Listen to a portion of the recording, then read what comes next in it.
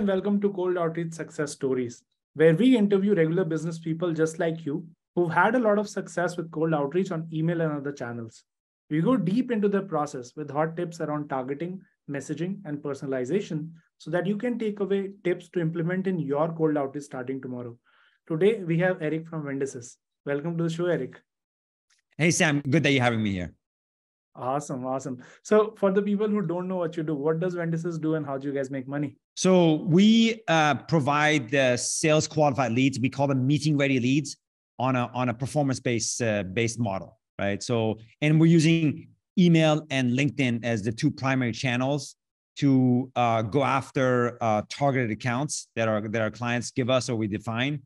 And yeah, we do it on a hands-free model, and yeah, that's our main service offering. Interesting. So what kind of clients do you work with? So we work with a lot of venture-backed tech startups that are hungry to grow, and that's our sort of our niche segment. But we also work with a lot of mid-size or larger tech companies.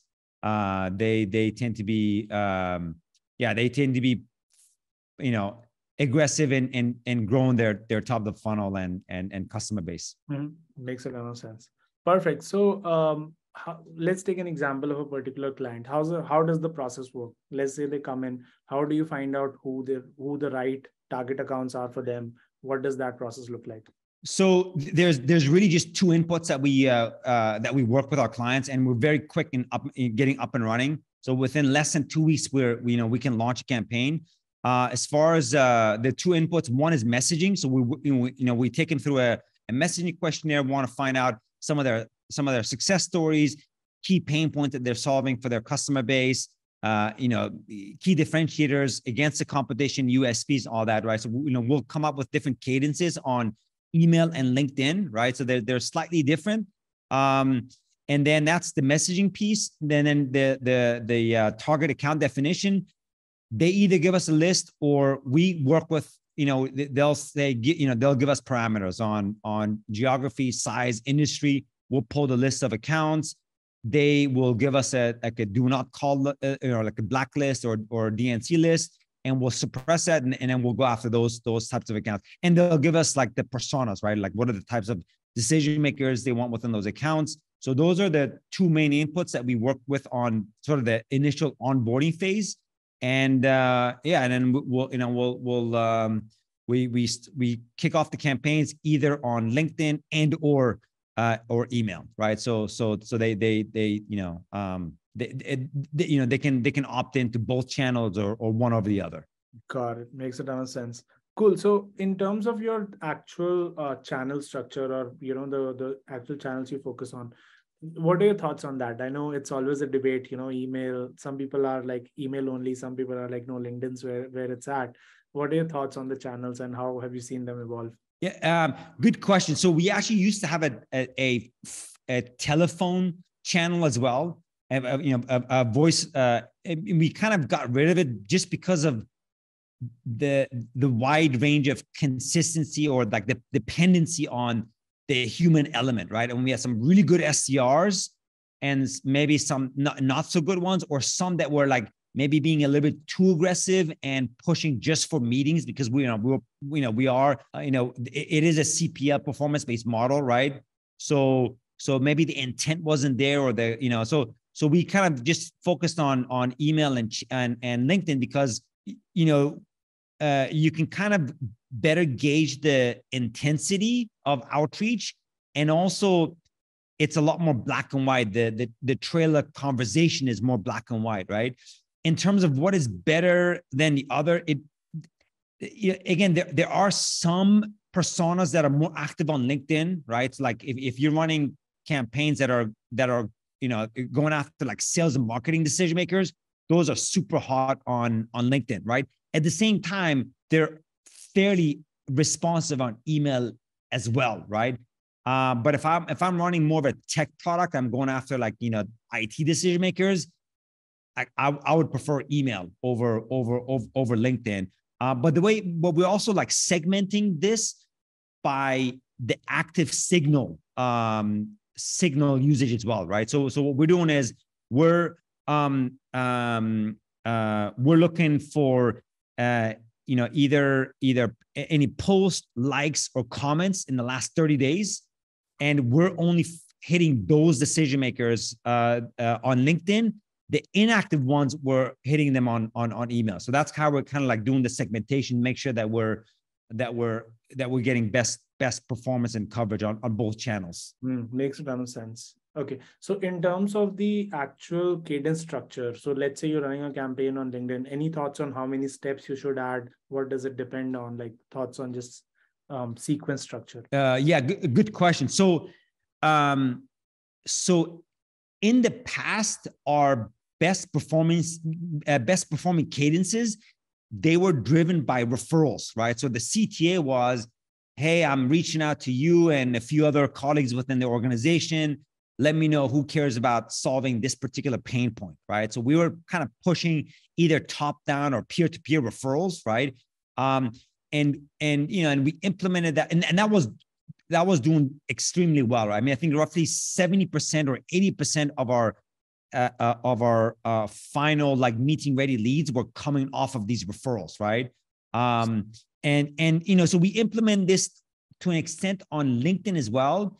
I think in the last couple of years, just because identifying those decision makers has been a little bit easier and they're more transparent about it, that tactic, like I think, we kind of put it a little bit like maybe on the second, third, or actually right now we're kind of putting on the fourth and fifth cadence, right? Because right now we can, with much better accuracy, say, okay, this particular title is relevant for me to go after, right?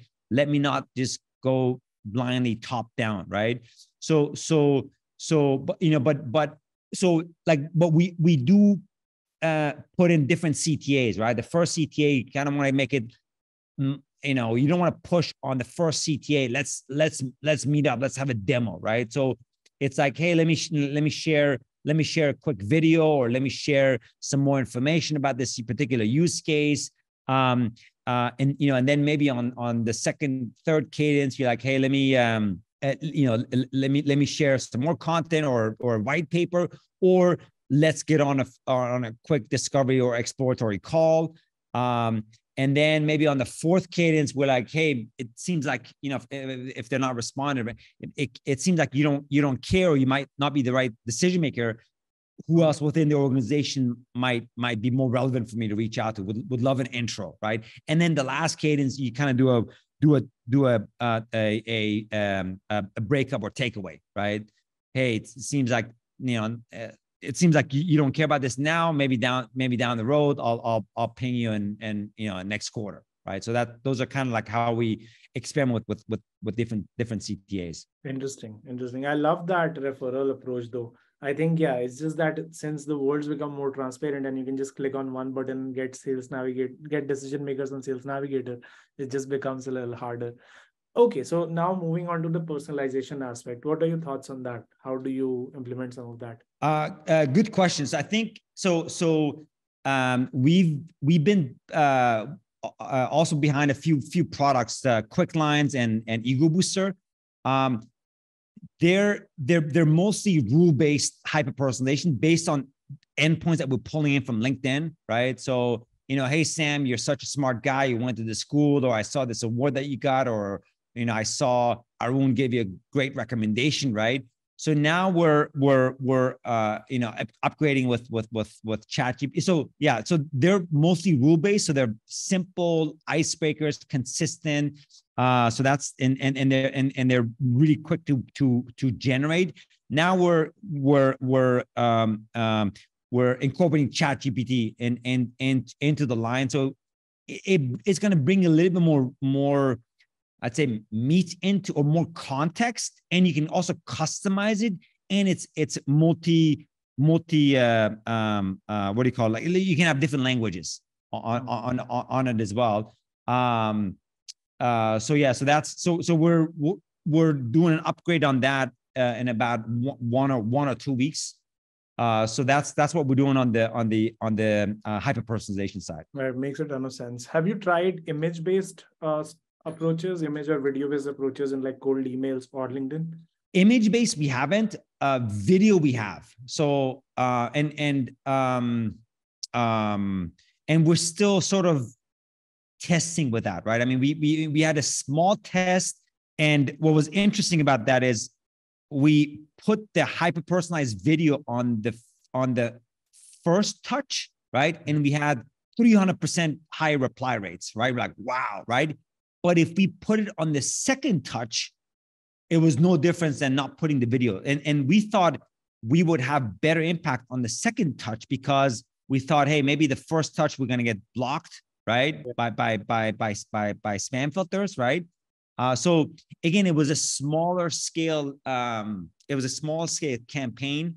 But we, we'll be doing more of that soon. But we haven't done anything on image. We were gonna do something with Hyperize, but I think we just never got around to it. But I know you guys have done Hyperize or similar. Yeah. What's been your take on it? Yeah. Like we've tried with Hyperize on LinkedIn, particularly the fourth follow-up, almost like, hey, don't want to sell you anything, just want to, grab a quick coffee with like a coffee cup with their name on it. So I think those simple touches sometimes work because they're a pattern interrupt. So we did see an increase in response rates, but it was not very significant, right? We got like a 25% higher response rate, which is decent, but yeah, like 25% in relative terms, not in absolute terms. So it was decent. So we still do it, but having said that, every tactic in outbound gets old very quickly, right? Because even with these hyper personalized lines, a year and a half ago, they were like, wow, like people would say, oh, you know what? I'm so grateful that you did your research and you didn't blindly email me, right? And then as soon as everyone and then people are like, okay, this thing is automated, right? But even last week, I got a response back, right? Saying, hey, and the line was something very like, it wasn't even relevant to the offer, right? It was like a PS, I see that you went to the university of like some university in like UAE, right? Dubai, right? And it was off of like LinkedIn thing, right? And it was also like kind of like I saw that you got an MBA in this and that from this, so like I think you and we would probably pick it up. It's like, okay, this is definitely like automated, right? But for him, it's like, hey, this is the only reason I'm responding to this is because of your PS line, and let's talk, right? So it's still gonna have an impact. I mean, I think you and I, or the people that say it's automated, I don't think it's a negative. At least you're putting you're putting some level of effort. Even if it's automated, you still, it's still effort. And thinking. So as long as you're not, wasting. For those types of lines, I mean, we used to, and I know a lot of agencies that would pay writers to do that, right? But we looked at those lines and like, listen, this thing can be automated. There's no difference in quality, So makes a ton of sense. Yeah, makes a ton of sense. And if you want to get a native English writer to write it, it's much more expensive. So we typically outsource to some place like Philippines or something, and then the quality is same as AI. So why not use it? Yeah. And I was talking to another agency owner last week, and he went to a very in-depth level of personalization, right? Looked at the company profile, personal profile, tied the USP with that, right? And then and I think it was like he was spending like $3 to $5 per like email going out, right? And then at the end of the test, he's like, okay, you know what? Like I think for some products, it's just like if they're not in market, it like you just gotta focus on volume. As long as your message is not like garbage, like a good copy is gonna outperform a hyper personalized, so and so I think so what we've also focused, and I've seen some good copies, like the ones that I get, like like I like to like save them and study them, right? But the good ones, and I think you're a good master of that. I mean, I think like I love the ones that you send, right? Because it's like there's no dear Erik, hi Erik. You don't even address me, right? It's just like one line, one question, and I love them, right? And so I mean, we still kind of say, you know, dear Sam, hope you had a nice cup of coffee, right? We kind of spin some of these elements, right? But we're trying to make it like a one-liner, at least on the first touch, right? Just, you know, either a pain question or a, like, yeah. So yeah. Yeah, makes a ton of sense. Yeah, because the reason for that, particularly for more enterprise IT products, is that they have a very long replacement cycle. So if somebody bought in some big piece of software for like 100K, they're not going to replace it in like 3 years, right? Like they typically sign multi-year contracts, particularly the enterprise ones. So at any given point of time, only 3% of your target market is only going to be in the buying motion.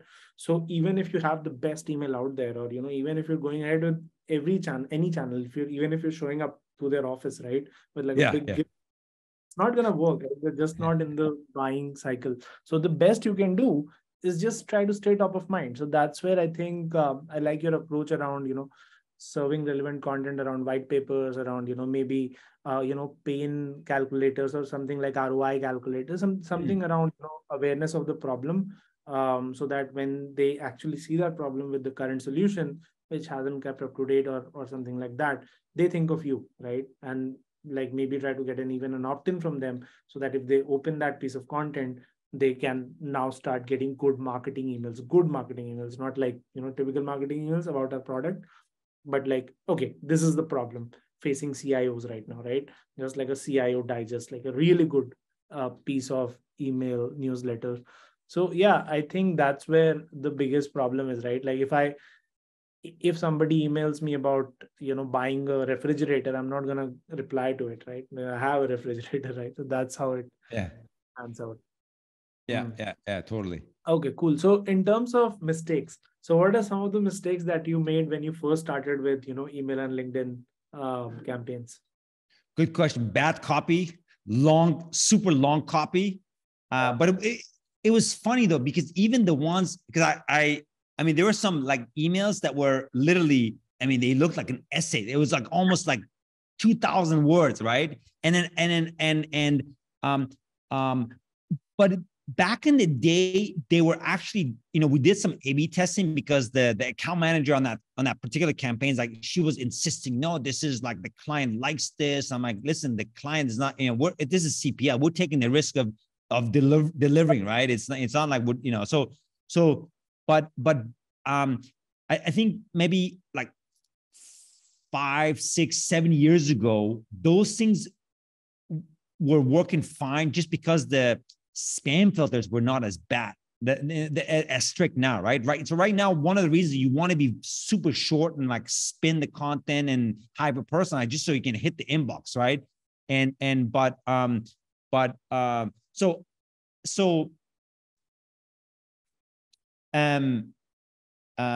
the two key inputs is messaging, right? And who you're going after, right? So like, I think we've done plenty of mistakes, not necessarily calibrating hitting the right accounts or the right personas, and being off the messaging, right? Because those are the 2 or 3 knobs that we're constantly like optimizing and refining, right? So but again, like it's a learning process. So like but we've done plenty of mistakes along the way, and I think we're still doing those mistakes, but we're doing our best to learn and grow from them.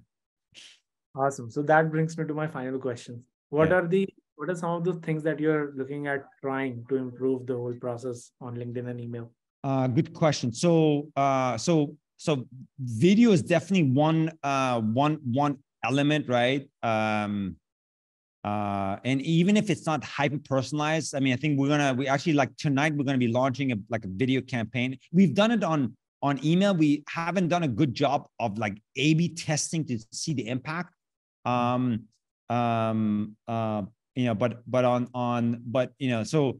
that's definitely one thing. unfortunately, our in-mail performance is not where it used to be about a year ago. I mean, we used to crush it on sending out in-mails, but I think unfortunately, like, LinkedIn came out with like their sort of like spam filter or spam folder for in-mail. So that thing is that's kind of like that's not looking good. So we're looking on we're looking on like just focusing on connected sequences on LinkedIn. What else? What else are we doing? The other thing that we're doing is we rolled out a new functionality that's like a job tracking at its core. So what it's doing is we're actually we just got off the call with a VoIP company. They've got 1 million users, right? I was actually like first time I hear them, right? I think we did a lot of work in that UCAS VoIP thing. So like our name kind of goes around. It was like an inbound referral, right? But they so what we want to do for them is like follow their customers, right? So instead of them saying, hey, go after mid-market, this industry, whatever, it's like, hey, you already have a huge asset, right? Huge asset. Let's just like, so we're going to be following. And so like every month, we're going to be like running a refresh and say, hey, these 100,000 users moved on and they're with another company, right? So let's be proactive and go after them and say, hey, congrats on your new role. You know me at, this company, right? You used to be a customer, would love to have, let's see if we can help you at your new company, right? So we're kind of doing those types of initiatives. Yeah. Interesting. No, that's a big one because even in our customer base, although it's a very small customer base, but we've seen the best leads come from actually just people who liked us at company A, went to company B, and came inbound to us asking, "Hey, can you do this for us here as well?"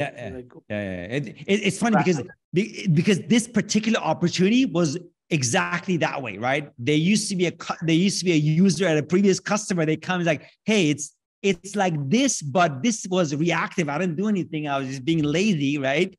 But imagine if I was proactive. As soon as you joined the company, it's like, hey, David, you knew me from this company, like congrats. And, so yeah.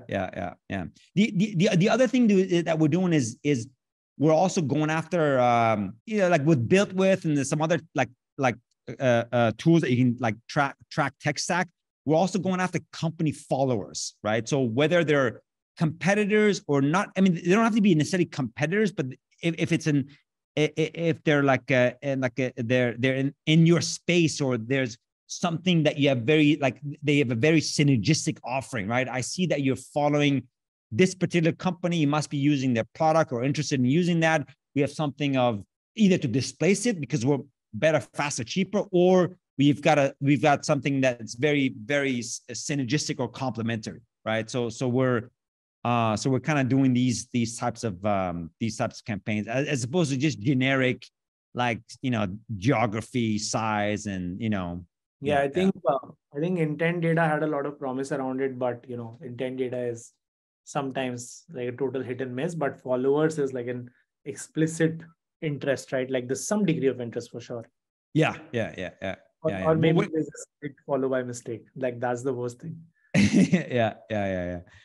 What about you guys? What are your sort of some of the hot areas of experimentation or success or traction that you're getting? Yeah. So one of the crazy answer is, while I'm hosting a outbound focus show, is that we're doing a lot of inbound, right? Like SEO, like we were talking before the recording. SEO is big because we are in a very crowded market that's more mature. So if someone puts their hand up, puts something in Google, we want to know.